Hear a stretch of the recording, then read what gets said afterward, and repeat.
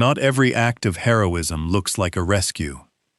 Sometimes, it looks like an empty grocery cart, a folder of coupons hidden in a kitchen drawer, and a woman quietly making sure her family never finds out exactly how close they came to losing everything. Today's story is about a wife who spent 3 years secretly saving her family from financial ruin, without her husband ever knowing a single detail, until the truth finally came out in a way none of them expected. Before we continue, take a moment to like this video and subscribe to the channel. On this channel, we tell honest stories about quiet strength, marriage, and the sacrifices that often go completely unnoticed. This particular story may change the way you look at the people standing quietly beside you. Her name was Sarah Coleman. She was 38 years old, married to a man named James for 14 years, raising 2 children in a modest house on the edge of a small manufacturing town.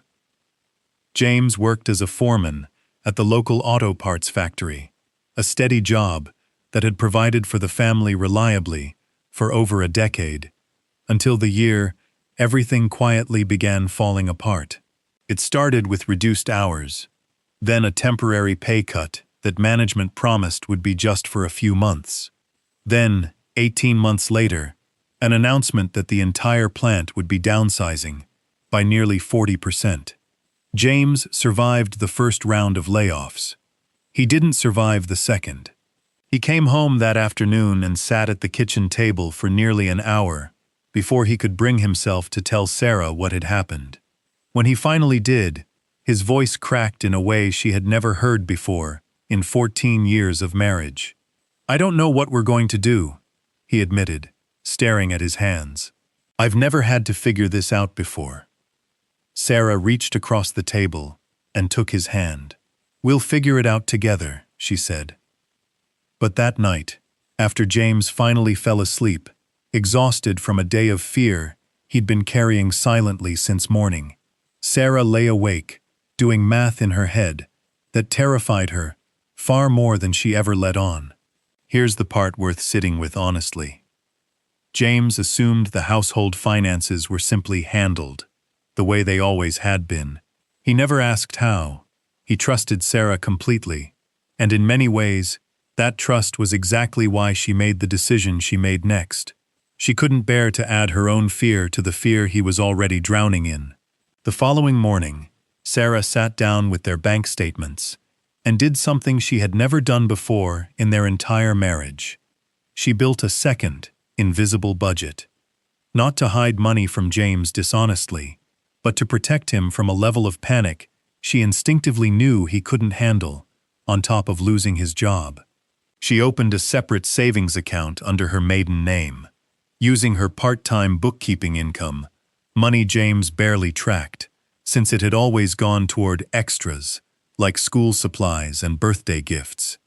She began saving nearly everything she earned. She cut coupons late at night after the kids were asleep, keeping the folder tucked behind the flour canister, where James would never think to look. She started buying groceries at a discount store 2 towns over, telling James she simply liked the produce better there, when the real reason was the prices were nearly 20% lower. She canceled the cable subscription and blamed it on wanting the kids to read more.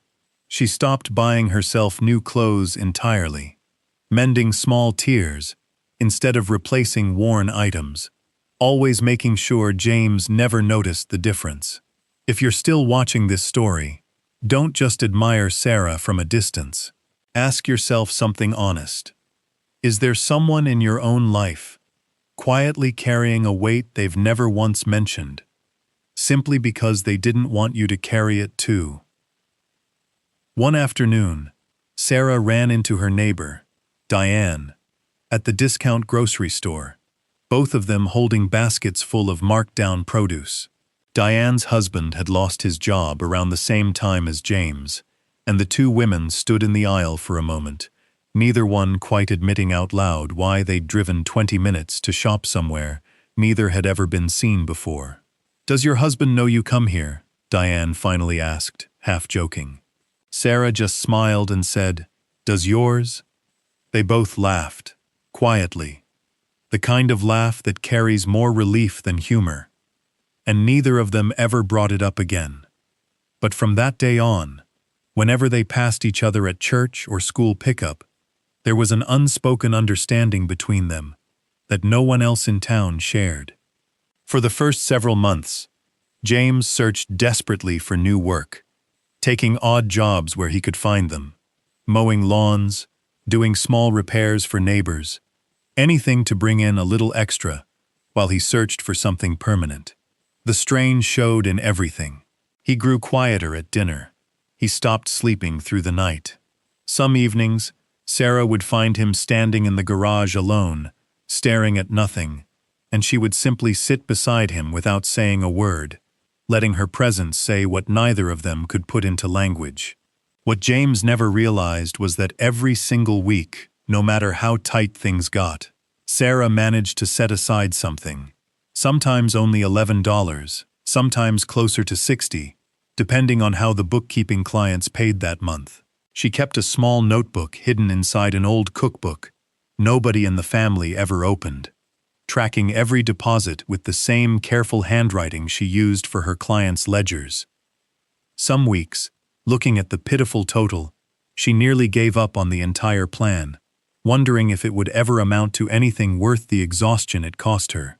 One particularly difficult month, the mortgage payment came due the same week as an unexpected car repair. James, unaware of the second account entirely, came to Sarah looking hollow with worry, convinced they were finally about to fall behind for the first time in their marriage. Sarah told him she'd picked up an extra bookkeeping client and would cover the shortfall herself, careful to keep her tone casual, unremarkable, the way she'd trained herself to discuss money for nearly 2 years by that point. James thanked her, relieved, never suspecting the truth behind her calm. Here's the sentence worth pausing on. Sarah wasn't lying to protect herself. She was lying to protect the version of her husband who still believed he could provide, buying him time to rebuild his confidence, one small job at a time, without the added shame of knowing his wife was quietly holding the family together behind the scenes. Months turned into a full year. James eventually found steady work again, though at a noticeably lower salary than his previous factory position. A logistics coordinator role at a shipping company 40 minutes away. It wasn't what he'd hoped for, but it was stable, and slowly, the household finances began breathing a little easier. James assumed the worst was fully behind them. He had no idea Sarah was still quietly depositing money into that hidden account every single week, unwilling to let their guard down after everything they'd survived. By the end of the second year, the account had grown to just over $11,000. By the end of the third, nearly $19,000. Sarah never touched it. Not even during smaller emergencies she could manage other ways. She had one specific purpose in mind, one she'd been quietly building toward from the very beginning, though she'd never told a single soul, not even her sister. Their 2 children, Emma and Noah, noticed small changes over those years, without fully understanding them. Emma once asked why they never ordered pizza on Fridays anymore, the way they used to.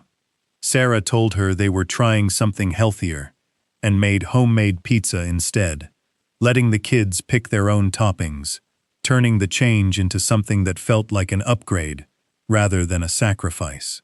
Noah occasionally asked about the coupon folder he'd spotted once behind the flour canister, and Sarah simply told him it helped her beat the store at its own game, turning it into a small joke rather than a confession. Neither child ever suspected how carefully every dollar in the house was being managed, because Sarah made sure the sacrifice never once touched their sense of security. The truth finally surfaced on an ordinary Tuesday evening, nearly 3 years after James lost his factory job. James came home, looking unusually defeated, worse than Sarah had seen him in months. His new company, it turned out, was also undergoing layoffs, and while his own position seemed safe for now, the announcement had clearly reopened old wounds. He sat at the same kitchen table where he'd once told Sarah about his first layoff, staring at his hands the exact same way. "I keep thinking about what would happen if it happened again," he admitted quietly. "I don't think I could go through that a second time, not knowing how we'd survive it." Sarah sat down across from him, and for the first time in 3 years, she made a decision she'd been carefully avoiding. She told him everything. She walked upstairs and returned with the old cookbook, opening it to reveal the worn notebook hidden inside. She explained the second account, the coupon folder behind the flour canister, the discount grocery store 2 towns over, the mended clothes, the extra bookkeeping clients she'd quietly taken on. She explained, carefully and without defensiveness, exactly why she'd never told him. Not because she didn't trust him, but because she'd watched him nearly break under the weight of the first layoff, and she couldn't bear adding her own fear to his. James sat in stunned silence for a long moment, flipping slowly through pages of handwriting he'd somehow lived beside for 3 years without ever noticing. $19,000, he finally said, his voice barely above a whisper. "You saved $19,000. And I never even knew we were struggling that badly to begin with." "You knew we were struggling," Sarah said gently. "You just never had to know how close it actually got. That was the point. I needed you to keep believing you could still take care of us, even on the days I wasn't sure either of us could." James didn't respond with words at first. He simply reached across the table and pulled her into a hug so tight she could feel him shaking slightly against her shoulder. When he finally spoke, his voice cracked in the exact same way it had 3 years earlier, though this time, it wasn't fear behind it. "I don't know how to thank you for something I didn't even know you were doing," he said. "You don't have to thank me," Sarah replied. "You just have to know that whatever happens next, we're actually going to be okay. We already survived the hardest part. I just didn't want you carrying it alone." James wiped his eyes and laughed quietly, shaking his head at the notebook still open on the table. $11 1 week, $60 another. You really tracked all of it, didn't you? "Every dollar," Sarah said. "I needed to see it add up somewhere. Even if it was only in a notebook nobody else would ever open. Some nights that notebook was the only proof I had that we were actually getting somewhere." That money eventually became the down payment on a small rental property the following spring. Modest, but enough to generate extra income that neither of their salaries alone could have built toward so quickly. James insisted Sarah's name go first, on every document connected to it. A quiet gesture of respect neither of them needed to explain out loud. Today, the family speaks openly about those difficult years, no longer hiding the struggle the way Sarah once felt she had to. James tells the story now, at family gatherings, always ending with the same line, "My wife saved this family, and I didn't even know it was happening." Sarah usually just smiles and changes the subject, uncomfortable with too much credit, though everyone at the table already knows exactly what he means. So here's something worth sitting with tonight. Is there someone in your own life quietly protecting you from a weight they've decided to carry alone, simply because they love you enough to spare you the fear? Sometimes the people who save us the most are the ones whose sacrifice we never even see happening in real time. Sarah never set out to be a hero. She simply refused to let her family fall apart while there was still something, however small, that she could quietly do about it. $19,000, saved $11 and $60 at a time, hidden inside an old cookbook nobody else ever opened. Proof that some of the most important work in a marriage happens in complete silence, long before anyone else realizes it was happening at all. Diane, her neighbor from the discount grocery store, still shops there with her most weeks. The two of them sometimes joke about it now, openly, the way you can only joke about a hardship once you're finally standing safely on the other side of it. But Sarah still remembers exactly how it felt to carry that secret alone. And it's part of why she never lets a struggling neighbor go unnoticed anymore. even when they insist they're doing just fine. If this story moved you, please take a moment to like this video, subscribe to the channel, and share it with someone whose quiet sacrifices have never been fully seen. Sometimes the people closest to us are carrying far more than we realize, simply because they've decided we don't need to know. Tell us in the comments, has someone in your life ever quietly protected you from something, without you finding out until much later? Sometimes the deepest love in a marriage isn't the grand gesture at all. Sometimes it's a folder of coupons behind the flour canister, and a decision, made alone, night after night, to keep everyone else safe. Thank you for watching, and I'll see you in the next story.